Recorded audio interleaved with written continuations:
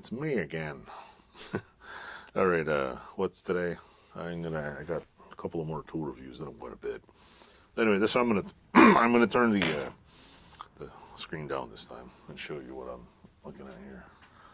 Right here on my messy bench with all the yellow shit laying around. Put this in here. That over there. That's in the way. That's in the way. We got this in the way. This is crap. Okay. Now that that's done, I picked up in a previous video. I picked up a square collet block, and in this video, I picked up a hexagonal collet block. What are these for? I'm not a machinist, so I'm not going to explain it very well, but basically for making hexagonal cuts. Put in there, just keep doing it. I don't have a indexing whatever thing to make whatever, but these are ER32 ER32 nut NUT HHIP collet blocks. Where did I buy them at? Here, I'll show you. Little machine shop.com. But I bought them off Amazon.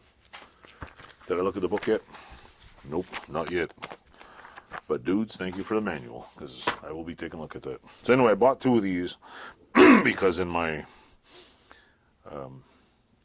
itching to tool up my milling machine, I also picked up a ER32 wrench from them, and so I can wrench this off and on.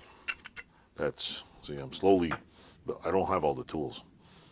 Slowly building up that and that, and also to add to the ER32 tools. Why am I buying ER32 tools? Because I think they fit on my machine. Plus, I bought this. Like I said, I'm not a machinist. I'm just an amateur hack. I also bought the ER32. I think it's a spindle chuck thing. Spindle. What it is. It's a Bridgeport shank with an ER32 collet, R8. It's got an R8 collet on it. See? And it too is also ER32 compatible. Next purchase is probably going to be a set of ER32 collets, because I'm really sick and tired of taking out R8 collets. I know there's some, what was I told, a little bit of like tolerance issues with these things, like it throws it off a little. But I'm not a precision machinist. I just make shit on the fly, and my machinist measurements are more like, this is how I do some machinist things. Oh yeah, 1 inch. So most of the shit I do doesn't have to be within any thousandth of an inch. So this is my huge ER32 thing. I think you can buy a 10 or 12 piece ER32 collets for it. I have a bunch of R8s. Then after, I'm gonna make a little holder for it somehow on my machine. But this is the latest purchase. They're made apparently okay. I read lots of the reviews. They're supposed to be okay. Why specifically did I buy this? Because I have a thingamabobber over there that it needs a hexagonal thingamabob, and I'm like, you know what? I might as well get both of them.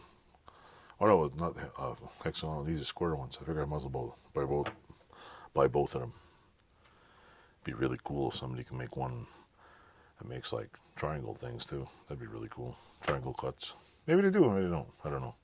I will have to get into machining more to figure it out. But for now, got me a wrench, got me the, what do you call it, shank for my milling machine, and 2 collets. I'll probably use these first, as soon as I get a collet that size I need, and voila. That is my plan. Will it not fall through? Who knows? And I got the, what was it? Where did I figure out this place? You can thank, what's her name? It's not a, I watch your channel all the time. It's, what is it called again? Her name is Quinn. She's Canadian channel. What's it called? Christ, I can't remember. I just remembered the name. Oh, man. She's an amateur woman machinist who does a lot of cool stuff on YouTube. If I remember the name, I'll put a shout out and a link to her thing. Your I watch your channel. If you even see this video, I watch her channel all the time. She moved from the U.S. to somewhere very private, which is nice. Seems like a very nice woman. Her name is Quinn. I think she moved, so I don't know where. And what the hell's the name of the channel? Jesus. Yeah, what the hell's the name of it?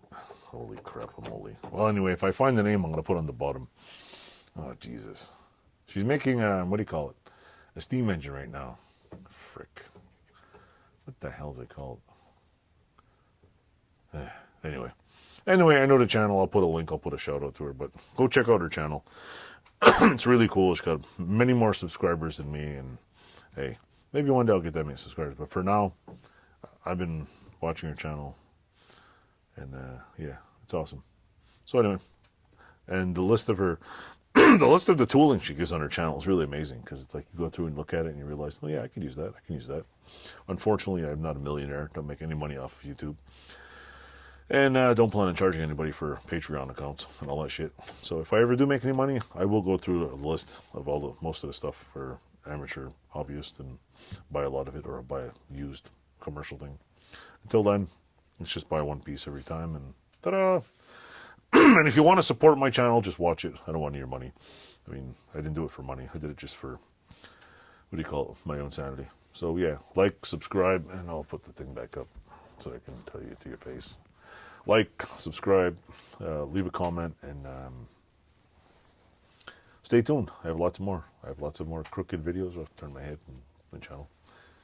So yeah, thanks for watching. Toodles.